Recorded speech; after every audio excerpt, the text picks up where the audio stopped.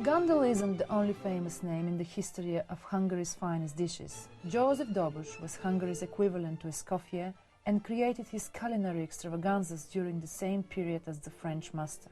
Like Gundel, it was something sweet that became his signature dish, the recipe for which he kept secret until his retirement in 1906.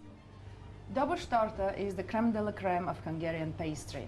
It's an institution, it's not just a simple cake. And I have come here in Lakos-Mizse, about an hour and a half from Budapest, to meet Zoltán, who is just about the best kept secret in the Hungarian culinary world, and he's going to be showing me how to do Dobos torta.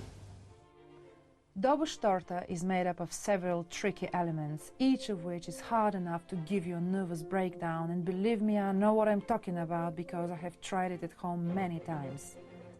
The first of these is the 5 biscuit thin layers of sponge cake. Zoltán whips up egg whites and sugar, adds yolks and flour to make a really light mixture, and then uses a special hoop to spread this out into perfect thin rings. He made me have a go, but I was already nervous that I'd mess it all up. Oh my God. Oh, no. Bien.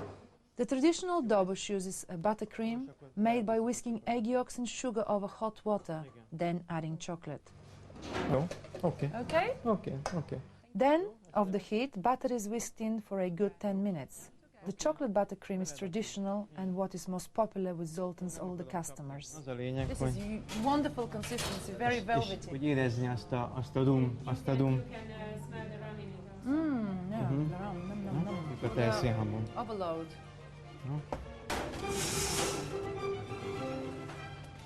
Igen. Delicious. Igen. The next element of the Dobos tart is building the layers. Traditionally, this was done by hand, spreading each layer of filling with a knife, but Zoltán uses a foam. But the really nerve-wracking element is the final one, the caramel sponge layer on the top. The most perfect and smooth sponge layer is chosen and then rolled to smooth and thin it further. A special sugar has been developed by the Hungarian sugar industry that won't melt in humid conditions. Vigyázni And azért. this is heated into a caramel and spread onto the sponge. Ezt most nem adnám már gyakorolni, mert ez... No, I wouldn't like it.